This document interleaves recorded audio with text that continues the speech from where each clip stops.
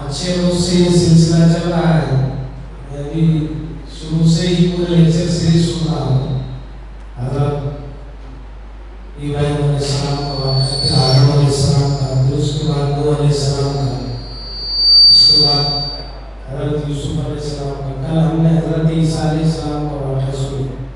आज इंशाअल्लाह जो लेक्चर सीरीज है उसमें हज़रत मूसा अलैहिस्सलाम का वाक़या है। और ये इतना खूबसूरत और ईमान अफरोज प्रोग्राम पिछले 4 साल से जारी और सारी है। अल्लाह इसे क़यामत तक जारी रखे। और मेरी सादतमंदी है कि मैं भी इसका एक हिस्सा बन रहा हूँ और बनता रहूँगा। दरअसल यहाँ से हमको एक तरह की टॉनिक मिल रही है जिसके जरिए से कुछ ना कुछ तो फर्क पड़ रहा है। मैं ये नहीं कह सकता कि बिल्कुल 100% हम अमल पर खड़े हो गए। इंशाअल्लाह खड़े होने की कोशिश होगी। तो यहाँ पर ये इस तरह के लेक्चर सीरीज के इनेकाद का मकसद भी यही है कि हम अपने ईमान को ताज़ा करें।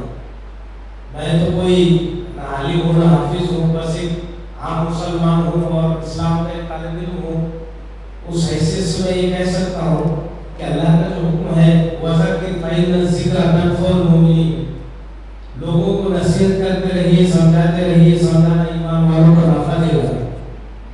तो ये इस तरह की कोशिश है। और इसके लिए जिन अफराद ने इस प्रोग्राम की जो है बुनियाद डाली, खासतौर पर प्रिंसिपल साहब डॉक्टर मज़हर अहमद फारूकी सर और उनकी पूरी जो टीम है, वैल्यू एजुकेशन कमेटी और शोबे अरबी मौलाना आज़ाद कॉलेज, इन सब लोगों की काविशों से ये चीज़ हमें देखने को मिली। तो मेरी नज़र में ये हर लेक्चर एक तारीख साज लेक्चर है। और ख़ुसूसन कुरान मैं समझता हूँ कि बार बार हर साल जो है तो अगर ख़ुसूसन कुरान के ऊपर सीरीज रखी जाए तो भी कोई मुज़ाहिरा नहीं। और इन वाक़यात को मैं बचपन से सुन रहा हूँ और मरते दम तक सुन रहा, लेकिन हर बार ये लगता है कि मैं अभी पहली मरतबा सुन रहा हूँ। खैर मैं ज़्यादा बात नहीं करूँगा, मेरा काम निज़ामत करना है, मुझे एहसास है इस बात का। तो मैं हर काम की शुरुआत हम अल्लाह के नाम से करते हैं। इसलिए जो है कलाम पाक की तिलावत के लिए मैं मौलाना वक़ार रज़वी साहब को दावत देता हूँ कि वो आए और कलाम पाक की तिलावत करें। أعوذ بالله من الشيطان الرجيم.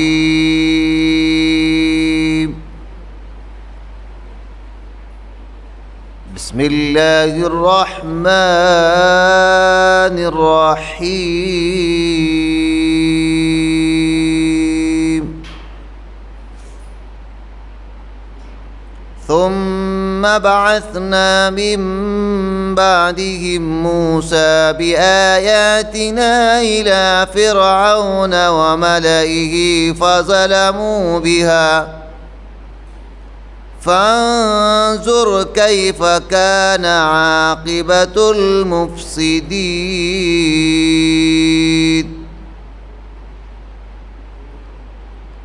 وقال موسى يا فرعون إني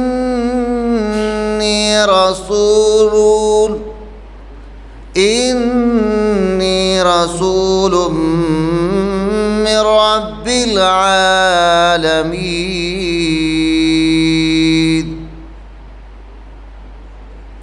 حقيق على أن لا أقول على الله إلا الحق قد جئتكم ببينة من ربكم فأرسل معي بني إسرائيل. قال إن كنت جئت بآيات فأت بها إن كنت من الصادقين. فألقى عصاه فإذا هي ثعبان مبين. ونزع يده فإذا هي بيضاء للناظرين۔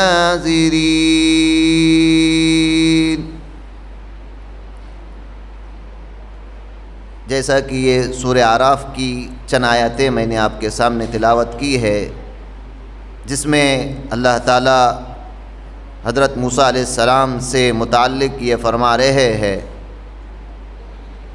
کہ پھر ان کے بعد ہم نے موسیٰ علیہ السلام کو اپنے دلائل دے کر فرعون اور اس کے امراء کے پاس بھیجا، مگر ان لوگوں نے ان کا بالکل حق ادا نہ کیا، سو دیکھیے ان مفسدوں کا کیا انجام ہوا ہے۔ اور موسیٰ علیہ السلام نے فرمایا، اے فرعون، میں رب العالمین کی طرف سے پیغمبر ہوں، اس پر میرے لیے یہی شان ہے کہ بجز سچ کے اللہ کی طرف سے کوئی بات منسوب نہ کروں، میں تمہارے پاس تمہاری رب کی طرف سے ایک بڑی دلیل بھی لایا ہوں، تو سو بنی اسرائیل کو میرے ساتھ بھیج دے۔ فرعون نے کہا، اگر آپ کوئی معجزہ لے کر آئے ہیں تو اس کو آپ پیش کیجیے، اگر آپ سچے ہیں۔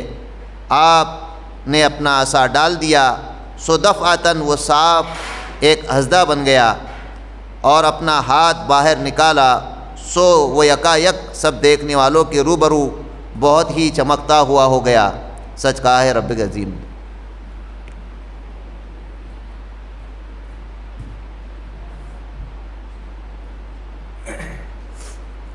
جزاک اللہ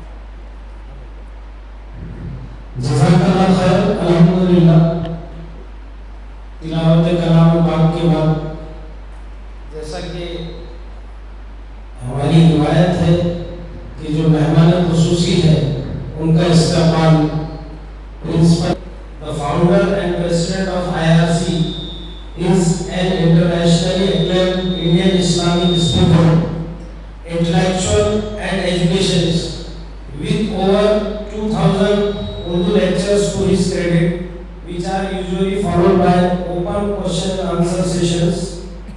He is an influential figure amongst today's Muslim youth, spouses, parents and educationists who aim to lead this life successfully, simultaneously preparing for their akhirah. IRC Islamic Research Center Television is a humble effort of Advocate Faiz Sayyed, through which he aims to propagate the message of true Islam through practical demonstration of the Islamic values of peace, love, kindness, toleration, education and charity. الحمدللہ یہ تو مختصر سا تعارف ہے advocate فیض سید کا۔ میں بھی کئی دنوں سے سر کو سن رہا ہوں، یا لیکچر سیریز میں بھی سن رہا ہوں، اس کے پہلے بھی موبائل پہ بھی سنتے رہے ہیں، اور یہ سننے کا تجربہ بہت ہی بہتر رہا، جس کے ذریعے سے آدمی سوچنے میں مجبور ہوتا ہے کہ ہمارا کیا حال ہے، ہم اپنے حال پہ تھوڑا سا غور و فکر کر لیں، تاکہ ہم اپنے جو جس مقصد کے لیے اس دنیا میں آئے ہیں اس کو پورا کرنے کی کوشش کریں۔ میں سر کے بیچ میں زیادہ دیر حائل نہ ہوتے ہوئے، مخل نہ ہوتے ہوئے، اس شعر کے ساتھ ہمارے مہمان خصوصی کو دعوت دیتا ہوں کہ تو وہ داتا ہے کہ دینے کے لیے، تو وہ داتا ہے کہ دینے کے لیے، در تیری رحمت کے ہے ہر دم کھلے، تو وہ داتا ہے کہ دینے کے لیے، در تیری رحمت کے ہے ہر دم کھلے، خدا کی دین کا موسیٰ سے پوچھئے احوال، خدا کی دین کا موسیٰ سے پوچھئے احوال، آگ لینے کو جائے اور پیغمبر مل جائے۔ میں مہمان خصوصی سے درخواست کرتا ہوں کہ آج حضرت موسیٰ علیہ السلام کی زندگی اور انہوں نے جس طرح سے اس دعوت کے مشن کو چلایا، پیدائش سے لے کے تو موت تک، سارے ان کے حالات کے اوپر روشنی ڈالیں گے۔ جزاک اللہ سمجھے۔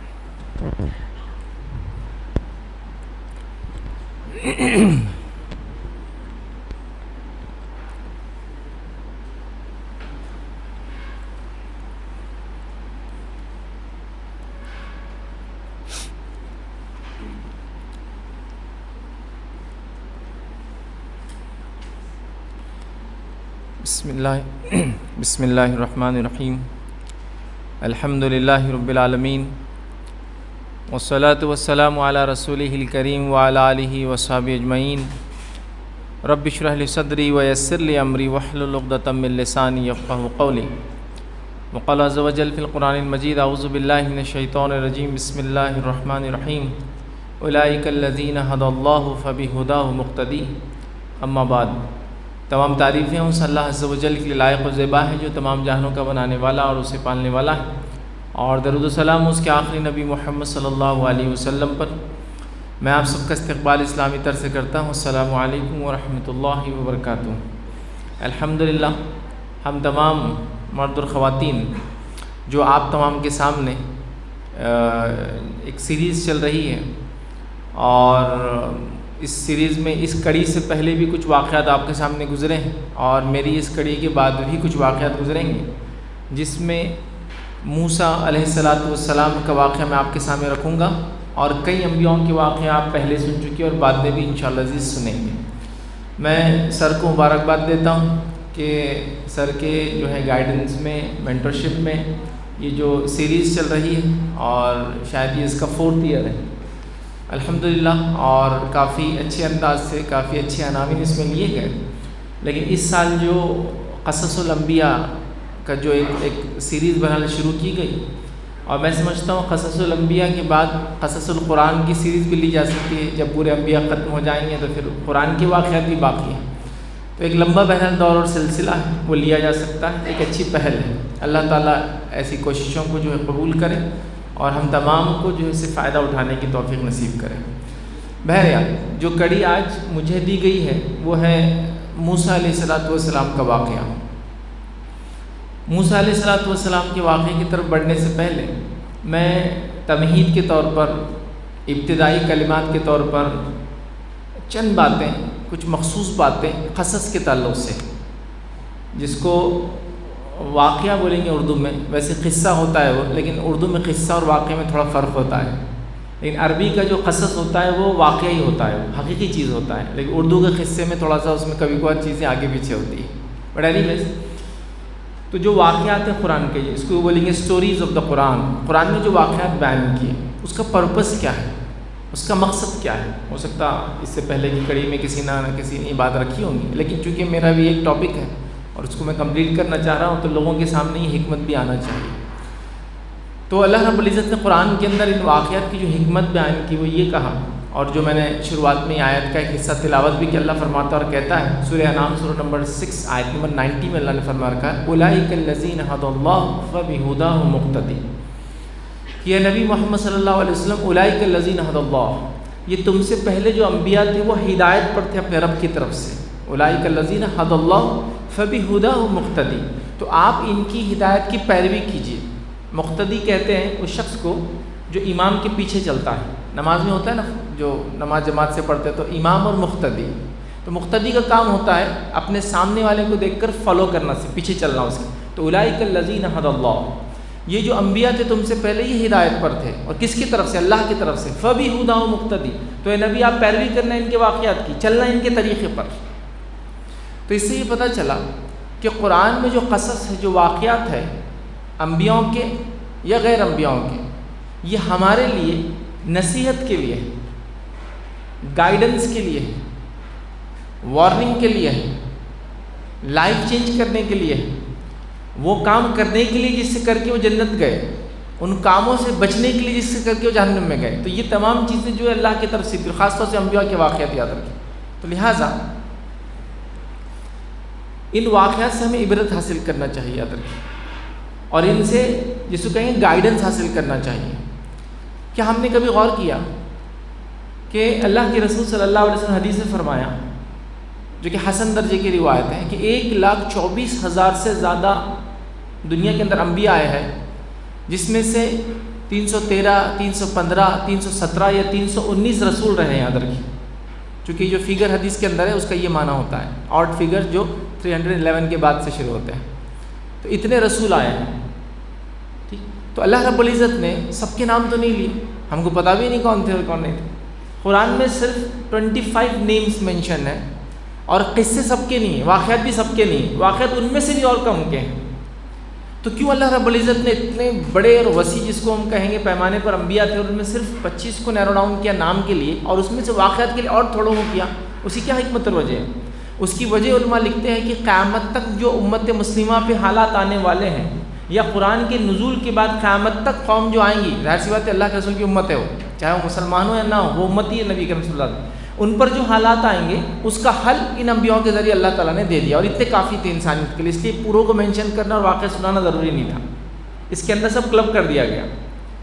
تو ظاہر سی بات ہے اب جو 25 ہے بہت امپورٹنٹ ہو گئے اور جن کے واقعات بیان کیے وہ موسٹ امپورٹنٹ ہو گئے. یاد رکھیے، مطلب ان کو سمجھنا، نصیحت حاصل کرنا یہ ہمارے لیے بےحد ضروری ہو گیا. اسی طرح آپ غور کیجیے اور سوچیے، آپ اپنے بچے کو جو بنانا چاہتے ہیں، اس کے فیوچر میں اس کا کریئر چاہتے ہیں وہ جو لے، جو بنے، آپ ان واقعات کو اپنے بچوں کو سناتے ہیں، چاہے جو بھی بنانا چاہتے ہیں. جیسا مثال کے طور پر کوئی شخص اپنے بچے کو ڈاکٹر بنانا چاہتا ہے تو وہ کسی ڈاکٹر، مشہور ڈاکٹر کے واقعات سناتا ہے، اس کے اسٹرگل سناتا ہے، اس نے کیا کیا فیس کیا لائف میں اور کیسے وہ اس مقام تک پہنچ کے آج ماشاء اللہ ایک بڑا اور اچھا ڈاکٹر بن گیا. ایسی واقعات ہوتے ہیں نا، ایسے سناتے ہیں. کوئی انسان کسی کو مالدار بنانا چاہتا ہے اپنے بچے کو تو کسی رئیس اور مالدار کا واقعہ سناتا ہے، کیسے وہ غریب تھا، کیسے اسٹرگل کیا اور کیسے یہاں پہنچا.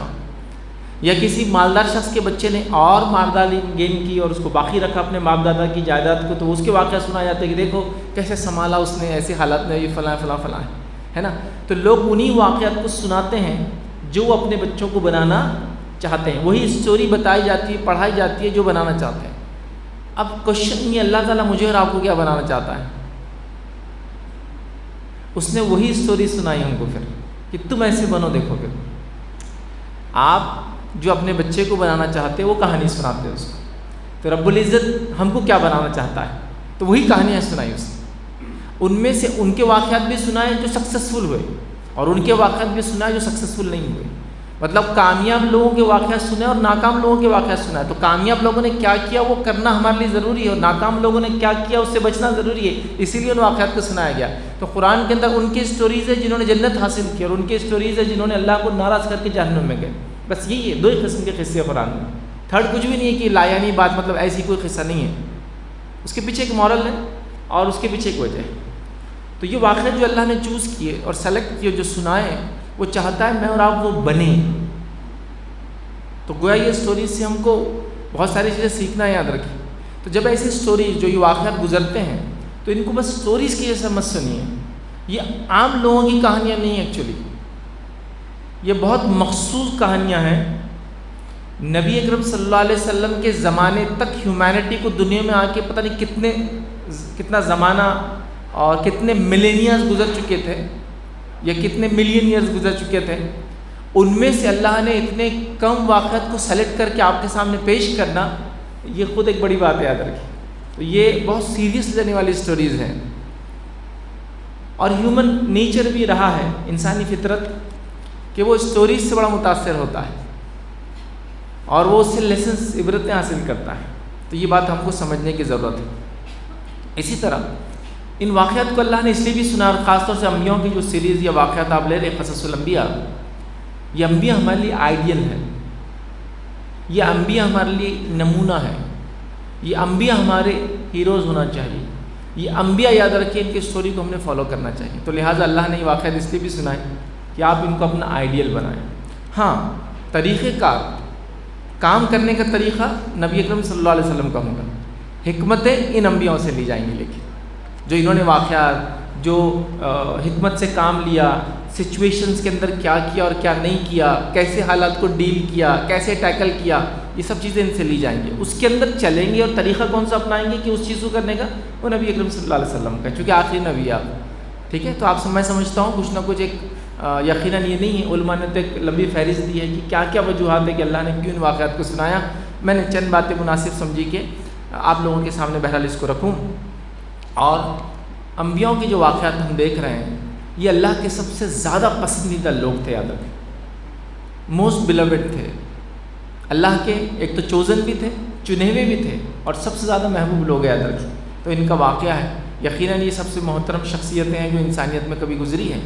اور ان کی کئی خصوصیات، انبیاء کی کئی خصوصیات اور کئی فضائل میں صرف ایک ہی بیان کرتا ہوں کہ اللہ کی پسندیدہ ہے، سب سے چنندہ ہے، چوزن ون ہے، بلیوڈ ون ہے۔ ساری چیزوں کے علاوہ یہ ہے کہ اللہ نے ان کو اتنا پسند کیا کہ نبی اکرم صلی اللہ علیہ وسلم نے فرمایا کہ اللہ رب العزت نے انبیاء کے جسم کو مٹی پر کھانا حرام قرار دیا ہے۔ تو کوئی بھی نبی جو دنیا میں آج تک آیا ہے جس کو مدفون تدفین، اس کا جو انتقال کا دفن کیا گیا، مٹی نے آج تک اس کو کھایا نہیں ہے، وہ جیسے کہ ویسے اپنی قبروں میں موجود ہے۔ یاد رکھیے یہ ان کی خصوصیات یا اللہ کی ان سے محبت کی ایک چھوٹی سی دلیل ہے جو حدیث کے اندر ہم کو بہرحال ملتی ہے۔ اتنے یہ خاص بندے اللہ تعالیٰ کے۔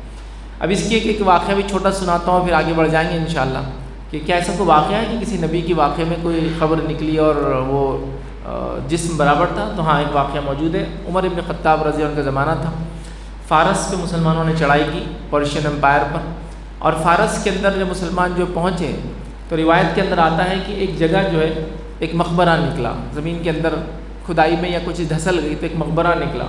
جب مقبرے کو جو ہے دیکھا گیا اندر جا کر تو وہاں ایک سلیٹ رکھی تھی اور ایک انسان کا جسم مکمل طور سے صحیح سلامت تھا، اور اس تختی پر لکھا تھا، اور یہ بابل شہر کی بات ہے، بیبلون جس کو کہتے ہیں، کہ یہ اللہ کے نبی دانیال علیہ السلام کی قبر ہے۔ اور ہم سب جانتے ہیں کہ تاریخی حوالوں سے جب بنی اسرائیل کو غلام بنا کر بخت نصر، نیبوکڈ نظر جس کو کہتے ہیں، وہ بنی اسرائیل کو لے کر جو ہے فارس چلا گیا تھا، یاد رکھیں، تو اس کا بابل ہی اس کا دارالحکومت تھا، اور وہاں اس نے بنی اسرائیل کو غلام بنا کے رکھا تھا۔ لیکن اس کے دور میں بھی واقعہ ملتا ہے کہ دانیال علیہ السلام اسی کے دور میں آئے تھے، اور شاید انتقال ہوا تو اس نے احترام کے ساتھ ان کو تدفین کر دیا تھا، اور آپ کا جسم صحیح سلامت تھا، روایت میں آتا۔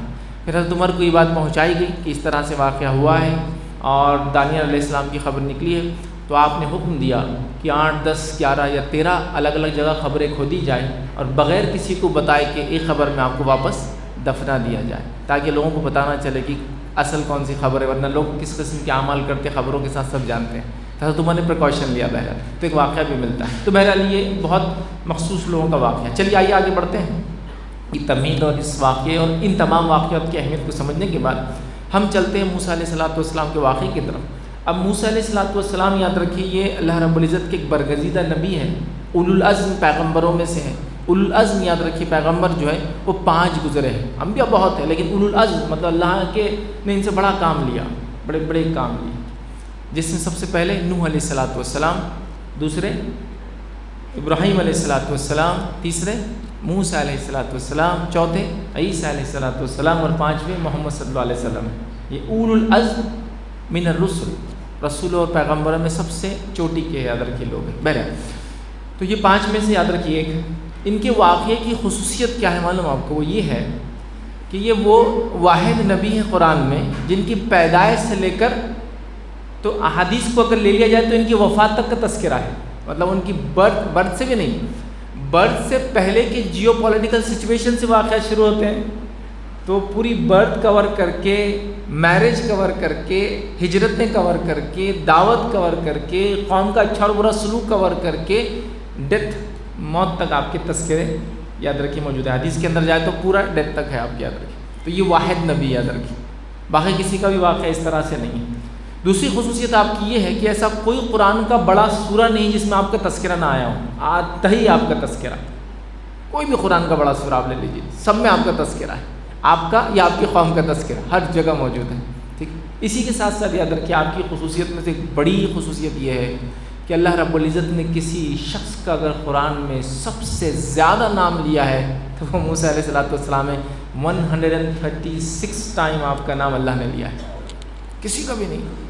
پورے انبیاء بھی ایک ساتھ ملا لیں گے آپ تو اتنے نہیں ہونے والے ہو، نام ریپیٹیشن نام کا، موسیٰ موسیٰ موسیٰ موسیٰ، موسیٰ نے کہا، موسیٰ گئے، موسیٰ نے بات کی، موسیٰ سے کلام ہوا، موسیٰ کے سامنے یہ ہوا، تو موسیٰ علیہ السلام کا نام 136 ٹائم۔ یہ کسی کا بھی نام یاد رکھے، یا پورے ناموں کو ملا لے قرآن کی، شاید اتنی تعداد میں نہیں پہنچتے کسی کے بھی، سوائے اللہ رب العزت کا خود کا اور اس کے صفتی نام یاد رکھے۔ تو اس سے ہی پتہ چلتا ہے کہ آپ کی شخصیت امپورٹنٹ ہے ہمارے لیے، اور کیوں نہ ہو، ہم کو بتا دیا بھی گیا، وارن بھی کر دیا گیا کہ تم اپنے سے پہلوں کی قدم بقدم چلنے والے ہو، ہے نا۔ پوچھا گیا کون؟ یہود و نصارہ تھا، اور کون؟ تو گویا ہم ان کی جیسی غلطیاں کرنے والے یاد رکھے، تو لہٰذا ان کا تذکرہ اللہ رب العزت نے بڑی تفصیل ان ڈیٹیل کیا۔ تو 136 ٹائم ان کا نام ہے، ہر بڑی صورت میں آپ کا تذکرہ ہے، یا آپ کی قوم کا تذکرہ قرآن میں ہر جگہ تقریباً آپ کو مل جائے گا، یاد رکھیں۔ اسی کے ساتھ ساتھ یاد رکھیں یہود جو ہے، جو جیوز ہے یاد رکھیے، وہ ان کا سب سے زیادہ احترام کرتے ہیں، اور ہم سب جانتے ہیں کہ جوڈائزم یاد رکھیے اور کرسچینٹی اور اسلام یہ تینوں بھی جو ہے الہامی مذہب کہلاتے ہیں، ٹھیک ہے، مطلب آسمان سے نازل ہوئے، ٹھیک ہے، اور یہ تینوں بھی جو ہے سامی مذہب ہے، سیمیٹک ریلیجن سے یاد رکھیے، جو نوح علیہ السلام کے بیٹے سام تھے ان سے چلے یاد رکھیے، تو اسی سے ریلیجنس کو سیمیٹک ریلیجن اور یہ زبانوں کو سیمیٹک لینگویجز بولتے ہیں، ٹھیک ہے، تو بہرحال یہ ان میں سے ایک ہے یاد رکھیے۔ امت مسلمہ کے بعد سب سے بڑی امت اگر کوئی ہونے والی یاد رکھیے روز قیامت تو انہی کی امت ہے۔ امت مسلمہ کے بعد اگر کوئی امت سب سے بڑی ہوں گی، مطلب اس امت محمدی کے بعد تو انہی کی امت یاد رکھیے۔ اور اللہ کے رسول صلی اللہ علیہ وسلم نے حدیث میں فرمایا کہ مجھے امت دکھلائی گئی، تو میں نے ہورائزن پر مطلب جو لوگوں کو دیکھا، بہت زیادہ تعداد میں لوگ ہیں روز قیامت، تو میں نے کہا کہ یہ کون لوگ ہیں؟ تو مجھ سے بتایا گیا کہ یہ بنی اسرائیل ہے۔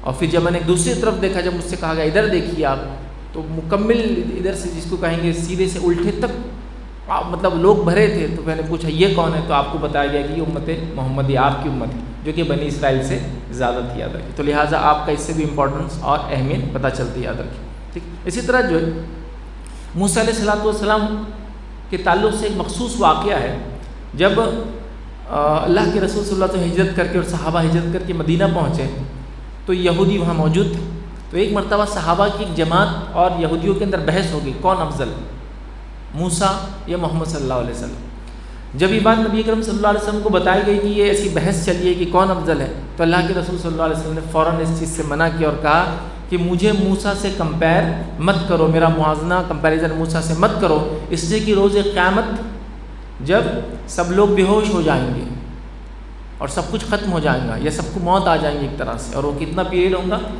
40 ایئرس، 40 سال تک کوئی نہیں ہوگا کائنات میں سوى اللہ کی ذات کی، حتیٰ کہ موت کے فرشتے کو بھی اللہ تعالیٰ موت دے دے گا، اور 40 ایئرس کے بعد لوگ اٹھنا چالو ہوں گے۔ تو اللہ کے رسول فرماتے ہیں کہ میں سب سے پہلے اٹھوں گا اور اللہ کی عرش کی طرف بڑھوں گا، جب عرش کے پاس جاؤں گا تو دیکھتا ہوں کہ موسیٰ مجھ سے پہلے کھڑے ہیں، میں نہیں جانتا ہوں کہ موسیٰ بے ہوش ہوئے تھے یا مجھ سے پہلے اٹھ کر چلے گئے، مطلب بے ہوش ہوئے تھے یا نہیں ہوئے تھے میں نہیں جانتا ہوں، یا پھر مجھ سے پہلے اٹھے اور پھر جا کر کھڑے ہو گئے، لہٰذا میرا کمپیریزن موسیٰ سے مت کرو۔ تو لہٰذا ہم موسیٰ علیہ السلام یا کسی بھی نبی سے اللہ کے رسول کا کمپیریزن موازنہ نہیں کر سکتے یاد رکھیں۔ بہرحال خاص طور سے ان کا تو نام کے ساتھ اللہ کے رسول نے تذکرہ کیا، ٹھیک ہے۔ اسی طرح یہ ان نبیوں میں سے ایک نبی ہے یاد رکھیں جنہوں نے صرف بنی اسرائیل کو فائدہ نہیں دیا، امت مسلمہ کو بھی فائدہ دیا۔ موسیٰ علیہ السلام واقعات کے ذریعے تو دیتے رہیں گے قیامت، لیکن ایک کو فائدہ دیا، بڑا فائدہ، اتنا بڑا فائدہ کہ جس کی کوئی انتہا نہیں۔ ویسے تو ہم نماز چور تو ہے ہی پورے کے پورے، 5 ٹائم بھی ہم سے نہیں ہوتی ہے، لیکن موسیٰ علیہ السلام ہی وہ نبی تھے جنہوں نے 50 نمازوں کو 5 کروایا تھا۔ نہ صرف اس امت کے لیے انہوں نے کیا اپنی، بلکہ اس امت پر بھی ان کا احسان ہی بولیں گے کہ اللہ کے رسول معراج گئے، پورا واقعہ آپ جانتے ہیں، پھر 50 نمازیں ملی، آپ واپس جانے لگے، پھر موسیٰ علیہ السلام نے کہا مجھے بھی دی گئی تھی امت، مجھے بھی دیے گئے تھے لوگ، میں جانتا ہوں ان کے حالات نہیں پڑھ پائیں گے، میری امت کو 3 ہی ٹائم سے نہیں پڑھ پائی ہے، نہیں پڑھیں گی امت بھی، تو آپ جائیے اللہ کے پاس اور بولی تخفیف کیجیے۔ پھر گئے، پھر 50 سے 40، 40 سے 30، 30 سے 20، 20 سے 10، 10 سے 5، اس کے بعد اللہ کے رسول کو پھر کہا یہ امت نہیں کر پائیں گی 5 بھی، آپ اور کم کیجیے۔ تب نبی اکرم صلی اللہ علیہ وسلم نے کہا کہ مجھے شرم آتی ہے اب اس سے کم کرانے، بس حیا آتی ہے، بس ٹھیک ہے بہت ہو گیا، کیونکہ آلریڈی وہ 10 ٹائمز کم ہو چکی ہے یاد ہے۔ تو ان کا ایک خصوصیت یہ ہے کہ نہ صرف انہوں نے اپنی امت کے لیے کام کیے، بلکہ امت محمدیہ کے لیے بھی ایک احسان ہے، ہم لوگوں کے لیے بھی احسان ہے کہ نماز کی تخفیف موسیٰ علیہ السلام کے ذریعے ہوئی، تو یہ بھی ان کا ایک ریلیشن ہے اس امت محمدیہ سے۔ بہرحال آئیے آگے بڑھتے ہیں، کہیں اور ریلیشن ہے لیکن اصل واقعہ ہمارے لیے اصل ہے۔ تو آئیے موسیٰ علیہ السلام کی پیدائش سے واقعے کو شروع کرتے ہیں۔ موسیٰ علیہ السلام کی پیدائش اور اس کے وقت کا جیو پولیٹیکل سچویشن، کیا حالات تھے اس وقت کے۔ تو موسیٰ علیہ السلام کی پیدائش کب ہوئی ہم نہیں جانتے، اور موسیٰ علیہ السلام کو آپ آرکیولوجیکلی ہسٹوریکلی پروف نہیں کر سکتے ہیں، اب تک کوئی ایویڈنس نہیں یاد رکھی، سب کچھ کیا جا چکا ہے، ہم کو تو ضرورت بھی نہیں ایویڈنس کی، ہمارے پاس قرآن کی دلیل، مطلب قرآن کسی واقعے کا تذکرہ بھی کر دے تو قیامت تک کے لیے پتھر کے لیے وہ تو ختم ہو گیا، لیکن جو لوگ ثابت کرنا چاہتے اپنے اور اپنی قوم کو اور اس ملک اور اپنے وطن کو، وہ آج تک ثابت نہیں کر پائے کسی بھی نبی کو، موسیٰ علیہ السلام کیا کسی کنگڈم کو ثابت نہیں کر پائے، کسی ایک واقعے کو ثابت نہیں کر پائے آج تک، ایک ایویڈنس کے لیے بیچارے آج بھی محتاج ہے۔ خیر ہم کو ضرورت نہیں ہے، لیکن اس وجہ سے کہہ رہا ہوں کہ کوئی پوچھے کہ کب آئے تھے، تاریخ کیا تھی، واللہ عالم، ہم سب نہیں جانتے، لیکن یہ بتایا جاتا ہے، کہا جاتا ہے، کوئی ہسٹوریکل ایویڈنس نہیں ہے، یاد رکھیے، بس بتایا جاتا ہے کہ موسیٰ علیہ السلام عیسیٰ علیہ السلام کے 1250 سال پہلے آئے تھے۔ اب وہ کیوں بتایا جاتا ہے؟ وہ اس لیے بتایا جاتا ہے کہ بائبل کے نسخوں کے مطابق جو موسیٰ علیہ السلام کے زمانے کا جو فرعون تھا، تو وہ ریمیسس II تھا، ریمیسس دویتی جس کو بولتے ہیں، سیکنڈ ریمیسس بول کے کئی بادشاہ گزرے ہیں فرعونی، اور فرعون ان کا خاندانی لقب تھا، جیسا ہمارے زمانے میں لودیز ہے، خلجیز ہے، مغلز ہے، اور کئی ایسی ڈائناسٹیز گزری ہے بہرحال، تو وہ ڈائناسٹیکل نیم تھا، اور اس کا پرسنل نام بتایا جاتا ہے ریمیسس II تھا، ٹھیک۔ تو اس کے بارے میں تاریخ میں آتا ہے کہ وہ 1250 ایئرز بیفور کرائسٹ تھا، عیسیٰ علیہ السلام سے پہلے تھا، تو اس سے بس کیا جا رہا ہے، لیکن موسیٰ علیہ السلام کا کوئی ایویڈنس نہیں ہے بہرحال۔ تو ویسا لے لیا جائے تو آج سے 3250 سال پرانا واقعہ ہوا، چونکہ عیسیٰ علیہ السلام کو دنیا سے اٹھائے جانے کے بعد سے یہ جو تاریخ چلتی ہے ہمارے پاس، وہ وہی ہے جو 2025 چل رہی ہے بہرحال، ٹھیک۔ تو ایک اپروکسیمیٹلی 3275 سال بولیے آپ، تو میں لیکن کوئی اس کے ایویڈنس نہیں، کوئی دلیل نہیں ہے میرے پاس، ٹھیک۔ تو بہرحال یہ ان کا آپ کے زمانہ تھا، یاد رکھیے۔ موسیٰ علیہ السلام جب پیدا ہوئے، یاد رکھیے، تو حالات یہ تھی بنی اسرائیل کے کہ یہ غلام بن چکے تھے۔ خیر وہ سچویشن کو تھوڑا سا بعد میں لیتے ہیں، موسیٰ علیہ السلام کو تھوڑا ڈسکس کر لیتے ہیں۔ آپ کا نام یاد رکھیے موسیٰ ہے، جو کہ قبطی زبان کا نام ہے، کاپٹک لینگویج کا یہ نیم ہے، عربی نام بھی نہیں ہے اور عبرانی نام بھی نہیں، ہیبریو نیم بھی نہیں، یاد رکھیے۔ یہ قبطی زبان کا نام ہے جس کا معنی ہوتا ہے پانی سے ملا ہوا، چونکہ وہ جب ملے تھے پانی سے تو کیا نام رکھے، تو بچے کا تو کیا پانی سے ملا ہوا موسیٰ، ٹھیک ہے۔ تو آپ کا نام جو ہے قبطی زبان میں بہرحال جو ہے رکھا گیا۔ اسی کے ساتھ ساتھ یاد رکھیے آپ کا لقب کلیم اللہ ہے، اللہ نے آپ سے کلام کیا، سیدھے بات کی، آپ کا شرف اور خصوصیت تھی۔ آپ کو جو وحی دی گئی، جو کتاب دی گئی توریت، اور جب بھی اللہ نے وہ کیا سیدھے کلام کیا، کوئی فرشتہ نہیں آتا تھا بلکہ، لیکن اس کے علاوہ جتنی کتابیں دی گئی سب میں جبریل علیہ السلام آتے تھے اور ڈکٹیشن دے کر چلے جاتے تھے، لیکن یہاں نہیں ہوا، یہاں اللہ تعالیٰ نے سیدھے بلایا، سیدھے بات کی اور سیدھے اپنا کلام دیا، تو اس لیے کلیم اللہ آپ کا اسپیشل لقب یا ٹائٹل ہے جو ہم کہہ سکتے ہیں، یاد رکھیں۔ اسی طرح یاد رکھیں آپ ریمیسس II کہا جاتا ہے کہ اس کے زمانے میں جو ہے پیدا ہوئے تھے، اور یہی اس زمانے کا بادشاہ تھا، یا فرعون جو قرآن نے کہا وہ یہی تھا۔ اسی کے ساتھ ساتھ یاد رکھیے آپ کے والد کا نام عمران تھا، آپ کے خاندان کو آل عمران کہا جاتا ہے، جس پہ ایک پورا سورہ بھی آپ نے دیکھا ہے، سورۃ آل عمران جو قرآن میں ہے، تو عمران آپ کے والد کا نام تھا۔ آپ کی والدہ کے تعلق سے یاد رکھیے جو نام آتا ہے وہ یہ آتا ہے کہ جیکوبیٹ آپ کی والدہ کا نام تھا۔ اب اس کا کیا معنی ہے ایگزیکٹلی معلوم، یہ انگلش میں لیٹنائز نیم ہے، جو عبرانی زبان میں کیا ہوں گا واللہ عالم، بہرحال تو یہ آپ کی والدہ کے نام کے تعلق سے آتا ہے۔ آپ کے تعلق سے جو باتیں اور بھی ملتی، یاد رکھیے آپ کو ایک بہن تھی، یہ بات بھی ہم کو ملتی سبلنگز میں، اور بھی آپ کے جو بچے تھے، مطلب جو ان کے جو، تو آپ کو ایک بہن تھی یہ معلوم ہوتا ہے، جس کے نام کے تعلق سے یہ نام ہم کو بائبل میں ملتا ہے، اور قصص الانبیاء میں بھی جو مفسرین لکھا ہوا ہے مریم جو آپ کی بہن تھی، اور اس کے علاوہ آپ کو ایک بھائی تھی، یہ طے شدہ بات ہے، جن کا نام ایرون تھا یا ہارون تھا، یاد رکھیے علیہ السلام، یہ بھی نبی بنے تھے بعد میں، اور موسیٰ۔ تو اتنی بات تو طے ہے کہ والدین کو آپ کے ایک اور لڑکا تھا، مطلب 2 لڑکے تھے، 1 لڑکی تھی، اور اس کے علاوہ کتنے تھے واللہ اعلم، مطلب یہ تو جو بات پتہ ہے ہم بول رہے ہیں، باقی اللہ بہتر جانتا ہے، ٹھیک ہے۔ تو یہ آپ کے تعلق سے باتیں ہم کو مختصر سے ملتی ہیں۔ اسی طرح جس زمانے میں آپ پیدا ہوئے تو بنی اسرائیل اپنی عروج سے نکل کے غلامی کی طرف جا چکی تھی، مطلب ان کا جو پیک تھا اس سے فال ہو چکے تھے، گر چکے تھے۔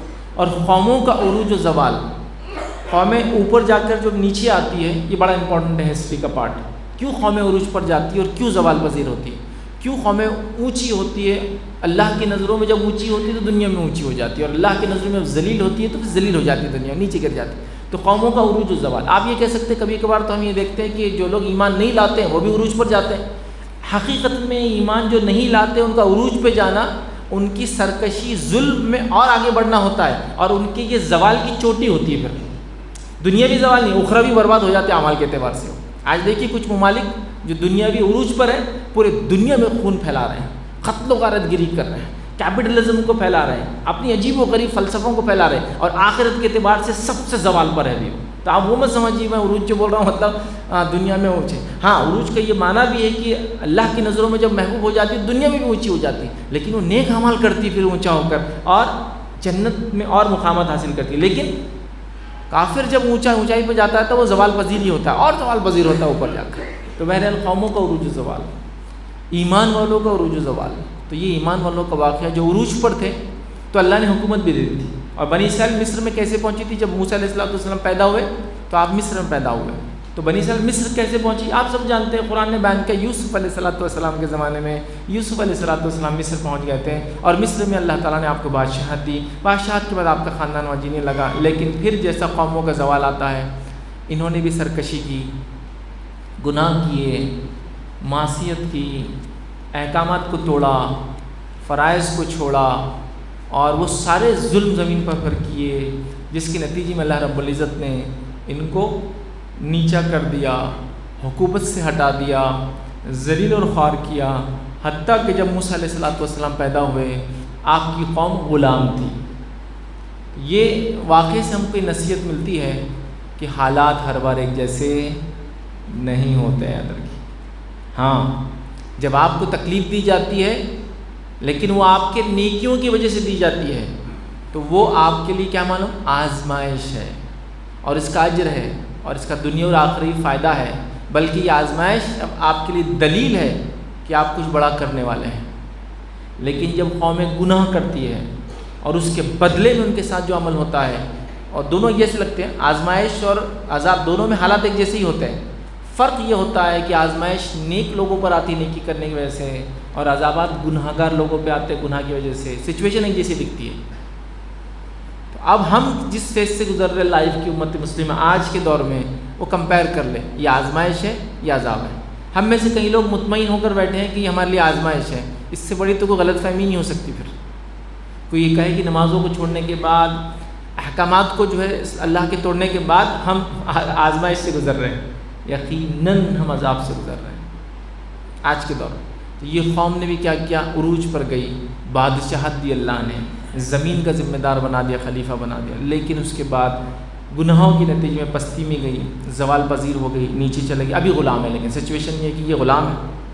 اور غلامی کے ساتھ ساتھ یاد رکھیے ایک ایسی آزمائش میں تھے جب موسیٰ علیہ السلام پیدا ہوئے, اور غلام کے طور پر ان سے کیا کام لیا جاتا, تو بائبل کے مطابق غلام کی حیثیت سے ان سے اینٹیں بنوائی جاتی, برکس, جس کے بنیاد پر بنی اسرائیل اس زمانے میں کنسٹرکشنز وغیرہ خوب کر رہی تھی. معاف کرنا, فرعونی کنسٹرکشن وغیرہ کر رہے تھے.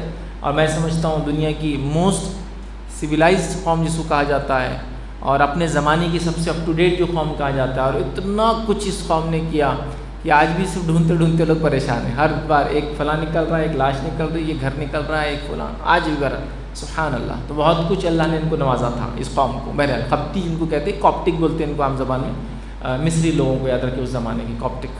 آج بھی بہرحال یہ قبطی قوم موجود ہے, اور اکثر جو ہے مصر اور اس کے اطراف کے علاقے میں, اور یہ عیسائی اکثر یاد رکھیے, کاپٹک کرسچنز بولتے ہیں, جو کہ تقریباً مصر میں اور اس کے علاوہ مختلف علاقوں میں عرب ممالک میں رہتے ہیں, یاد رکھیے. بہرحال تو قبطی یاد رکھیے قوم تھی, مصر علاقے کا نام تھا, یاد رکھیے, جس کو آج ہم جانتے ہیں اس زمانے میں کیا نام تھا واللہ عالم. بہرحال اور یہ حال تھی جیو پولیٹیکل سچویشن, اور یہ اینٹ وغیرہ بنایا کرتے تھے. اب یاد رکھیے اس سچویشن میں موسیٰ علیہ السلام پیدا ہوئے, قوم غلامی میں. اب اس کا بیک گراؤنڈ کیا ہے؟ موسیٰ علیہ السلام کی پیدائش سے پہلے کا تھوڑا سا بیک گراؤنڈ پھر دیکھتے ہیں. اور موسیٰ علیہ السلام کی پیدائش سے پہلے کا بیک گراؤنڈ یہ ہے کہ فرعون نے حکم جاری کیا کہ بنی اسرائیل میں پیدا ہونے والے لڑکوں کو قتل کر دیا جائے اور لڑکیوں کو چھوڑ دیا جائے. اب اس کے لیے اور بیک گراؤنڈ بتایا جاتا ہے جو بائبل میں اور مفسرین نے تفسیر میں اور قصص الانبیاء کی قصص واقعات لکھے انہوں نے نقل کیا کہ فرعون نے ایک خواب دیکھا. اب یہ فرعون رامسیس II کہا جا رہا ہے, اس نے خواب دیکھا. کیا خواب دیکھا؟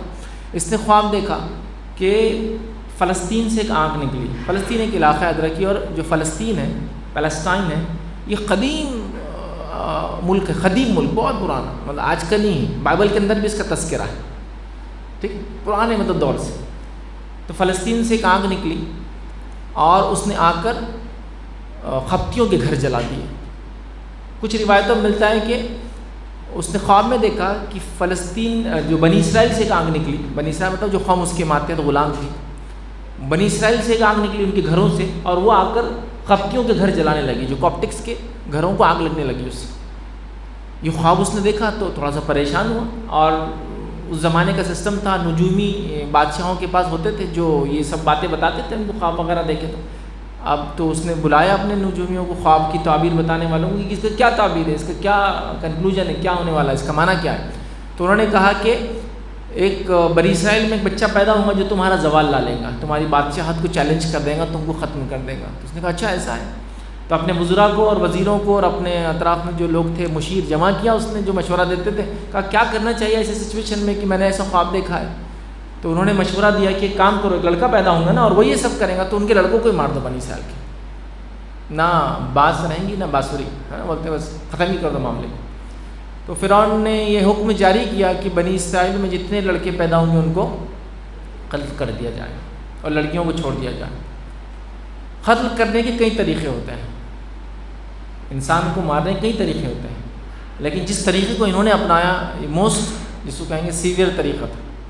قرآن نے اس بات کو نقل بھی کیا اور فرمایا یذبحون ابناءکم یستحیون نساءکم، کہ یہ جو قتل کرتے تھے تو اس کا طریقہ کار یہ تھا کہ جب کوئی بنی اسرائیل میں لیڈی پریگننٹ ہوتی تھی تو اس کا اندراج رجسٹریشن کیا جاتا تھا۔ رجسٹریشن کرنے کے بعد کنٹینیوس مانیٹرنگ کی جاتی تھی، اور دائیائیں جو عورتیں ہوتی تھی، مڈ وائف جن کو بولتے ہیں، جو لیڈیز کو مدد کرتی تھی لیبر میں، وہ بنی اسرائیل سے نہیں ہوتی تھی، وہ ہوتی تھی فرعون کی طرف سے اپوائنٹڈ۔ پھر جب اولاد پیدا ہوتی تھی تو بادشاہ کے جو فوجی وہاں آ کے رک جاتے تھے، لڑکا پیدا ہوتا فوجیوں کو دے دیا جاتا۔ قرآن نے فرمایا یہ تمہارے لیے بہت بڑی آزمائش تھی، یذبحون ابناءکم، تمہارے لڑکوں کو ذبح کر دیا کرتے تھے، اس کا گلا جیسا جانور کو ذبح کر دیا جاتا تھا اور بچہ واپس دے دیا جاتا تھا،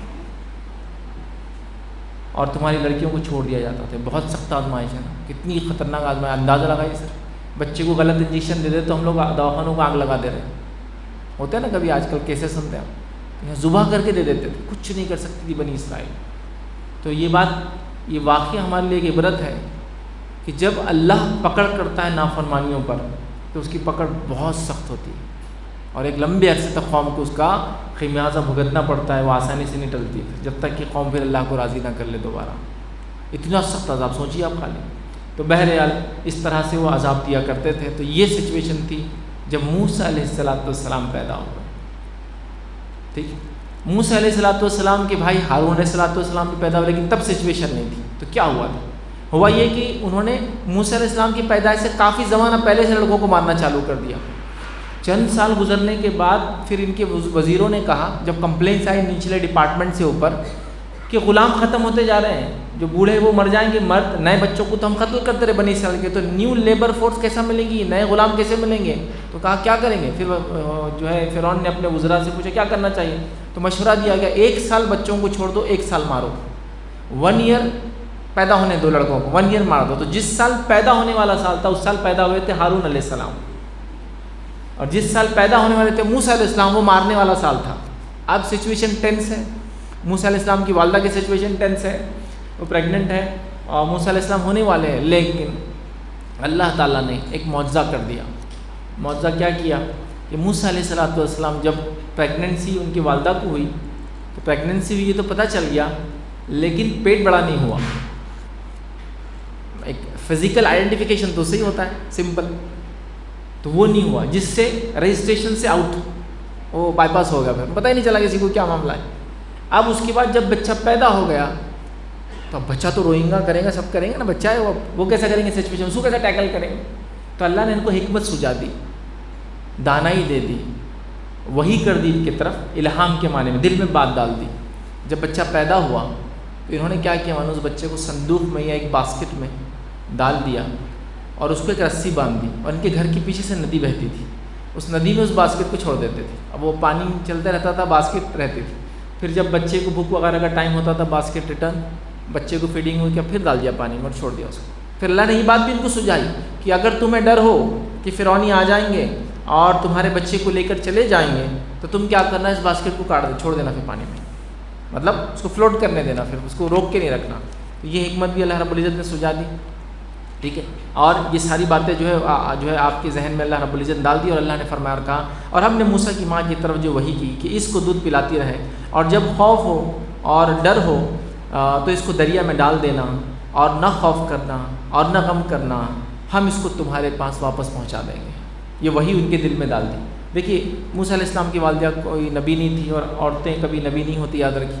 لیکن یہاں وحی کا کیا معنی ہے؟ اوحینا الی ام موسیٰ, قرآن نے کہا کہ ہم نے موسیٰ کی ماں کی طرف وحی کی. وحی کا معنی یہاں الہام ہے, دل میں بات ڈالنا, گٹ فیلنگ بولیں گے عام زبان میں. چونکہ وہ بچہ پیدا ہوا تو اس سے پہلے سے کچھ چیزیں سمجھ میں آ گئی تھی کہ بچہ نارمل نہیں ہے, پیشن گوئیاں چالو تھی آلریڈی کہ بچہ پیدا ہونے والا, جب فرعون کو ختم کرے گا. تو یہ نون تھا بنی اسرائیل کے اندر, ٹھیک ہے. تو ان کو پتا تھا اسپیشل چائلڈ ہے, یہ عام چائلڈ نہیں. پھر ان کی برتھ خود اسپیشل تھی تھوڑی سی, کہ معلوم نہیں ہو پریگننسی, پھر برتھ ہو گئی اور بچہ جو ہے اسپیشل چائلڈ تھا. بہرحال تو آپ نے یہ کرتا رہا. اب ایک دن یہ ہوا کہ وہ سیم پروسیس چالو تھا, کہ شاید کسی کو پتہ چل گیا, اور اس باسکٹ کو, اب صندوق کو پانی میں چھوڑنے کی نوبت آ گئی. آپ نے چھوڑ دیا, چونکہ جو بات اللہ نے دل میں ڈالی تھی اس پر آپ اڑی تھی کہ اللہ بچہ واپس میرا مجھے دلا دے گا. اس صندوق چلا گیا. اب صندوق بہنے لگا پانی میں, اور بہتے بہتے بہتے جو ہے وہ پہنچ گیا شاہی حمام میں, اور رائل بات میں پہنچ گیا. اب وہاں یہ ہوا کہ وہ بچہ جب پہنچ گیا تو کنیزیں, جو عورتیں وغیرہ وہاں کام کرنے والیاں تھیں, انہوں نے اس باسکٹ کو اٹھایا, لیکن کسی نے بھی ہمت نہیں کی کہ اٹھائے. چونکہ بادشاہ کی سلطنت کے اندر چیز آ گئی تو ظاہر سی بات ہے وہ اس کا اونر ہو گیا. تو کہا ٹھیک ہے ہم اس کو لے جاتے ہیں اور بادشاہ کو دے دیں گے. بادشاہ کے محل لے جایا گیا, اور وہاں جو ہے آسیہ موجود تھی, جو فرعون کی بیوی ہے, یاد رکھی. آسیہ یہ فرعون کی بیوی ہے, اور اللہ نے ان کی مثال, نام تو نہیں لیا, حدیث میں نام ہے ان کا, لیکن قرآن کے اندر اللہ نے فرمایا کہ ہمارے 2 بندے ایسے تھے, یا ہمارے بندوں کی مثال دی اللہ نے, جو ایمان والے تھے اور بیویاں کافر تھیں. وہ کون تھے؟ ایمان والے بندے اور بیویاں کافر. نوح علیہ السلام اور لوط علیہ السلام کی بیوی, جن کی مثال قرآن نے دی. اور ایک بندی تھی ہماری جو کافر کے نکاح میں تھی, وہ کون تھی؟ آسیہ, فرعون کی بیوی, امرات فرعون. ٹھیک. تو بہرحال فرعون کی بیوی نام کا, لیکن حدیث میں ان کا نام آسیہ آتا ہے. ٹھیک. تو بہرحال وہاں پہنچا دیا کہ ایسا صندوق برآمد ہوا ہے, اور یہ دیکھ لیں. آسیہ نے جب صندوق کھولا تو اس میں کپڑے میں کچھ چیز تھی. جب کپڑا ہٹایا تو اس کے اندر بچہ تھا, اور کوئی معمولی بچہ نہیں تھا, غیر معمولی بچہ تھا, اپنے فیچرز کے اعتبار سے, اپنی خوبصورتی کے اعتبار سے, اور ظاہر سی بات ہے انبیاء علیہ السلام کی شخصیت, جسمانی اعتبار سے آپ بابرکت ہوتے ہیں. برکتیں جسمانی اعتبار سے انبیاءوں کے علاوہ کسی انسان میں نہیں ہوتی, یاد رکھیں, کسی انسان میں نہیں ہوتی. برکتیں مطلب جو تبرکات بول سکتے ہیں, کہ ہاتھ لگاؤ بھی تو فائدہ, اور دیکھ لو بھی تو فائدہ, چوم لو بھی تو, ہر چیز سے فائدہ ہے. تو یہ انبیاءوں کی ذات ہے, اس کے علاوہ کوئی اور شخصیت دنیا میں نہیں, یاد رکھیں, انبیاءوں کے علاوہ, غیر انبیاء میں یاد رکھیں, چاہے کتنا بڑا ولی اللہ کا, اس میں کوئی برکت نہیں, صرف انبیاءوں کی ذات میں برکت ہوتی ہے. ٹھیک. تو بہرحال نبی ہے, اسپیشل چائلڈ ہے, اٹریکٹیو ہے, خوبصورت ہے, بٹ فیوچرسٹکلی بالکل نون ہے کہ بنی اسرائیل کا بچہ ہے. آپ کے جو ہاؤ بھاؤ تھے, فیچر تھے, نون مطلب دیکھتے پہ نہیں تو بنی اسرائیل کا بچہ ہے. آپ سمجھ رہے.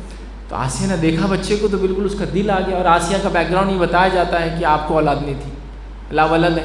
فرعون کو ہو سکتا اولاد ہو, کہیں اور بیویاں ہوں گی اس کی, بٹ یہ تو لا ولد ہے. اب آسیہ نے جب دیکھا اس بچے کو تو بہت مائل ہو گئی اس کی طرف. اب فرعون کو پتہ چلا صندوق ملا ہے, فلاں ہے فلاں ہے, پہنچ گیا ہے, اور بچہ ہے اس میں. فرعون فوراً پہنچا, بچے کو دیکھا اور کہا اس کو قتل کر دو, لڑکا ہے نا, تو ذبح کیوں نہیں کیا اب تک؟ بنی اسرائیل کے بچوں کا یہ سال ذبح کا ہے. تو آسیہ نے پھر ریکویسٹ کی فرعون سے. اللہ رب العزت نے اس ریکویسٹ کو بھی قرآن میں نقل کیا سورہ قصص کے اندر. آسیہ نے کہا وقالت امرأۃ فرعون, اور فرعون کی بیوی نے اس سے کہا کہ اللہ نے فرمایا قرۃ عین لی ولک, اے فرعون یہ بچہ ہو سکتا ہے میرے اور تیرے آنکھوں کی ٹھنڈک بن جائے. ٹھیک ہے. پھر فرمایا آگے کہا لا تقتلوا, اس کو قتل مت کرنا, ہو سکتا ہے یہ بچہ تیرے میرے آنکھوں کی ٹھنڈک بن جائے. عسیٰ ان ینفعنا, یا ہو سکتا ہے ہم اس سے کچھ فائدہ اٹھائیں. ٹھیک ہے. اور آگے فرمایا او نتخذہ ولدا, یا ہو سکتا ہے اپنا بیٹا بنا لے اس کو, اپنی اولاد بنا لے اس کو. ٹھیک ہے. وہم لا یشعرون, ابھی آگے کیا ہوں ہم کو نہیں معلوم, لیکن قتل تو مت کر اس کو. آسیہ نے فرعون سے گزارش کی. اس واقعے سے ایک اور بات پتہ چلی. وہ بات کیا پتہ چلی؟ کہ بیویوں کا اثر اپنے شوہر پر کتنا ہوتا ہے. کہ فرعون جیسا بھی مان گیا, پھر کہا ٹھیک ہے پھر نہیں کرتا. ریکویسٹ کس کی تھی؟ آسیہ کی. سال کون سا ہے بچوں کو مارنے کا, بچہ کون سا ہے بنی اسرائیل کا, بولنے والی کون ہے لیکن مت غلط کرو, بیوی. تو اب تو سننا ہی پڑے گا.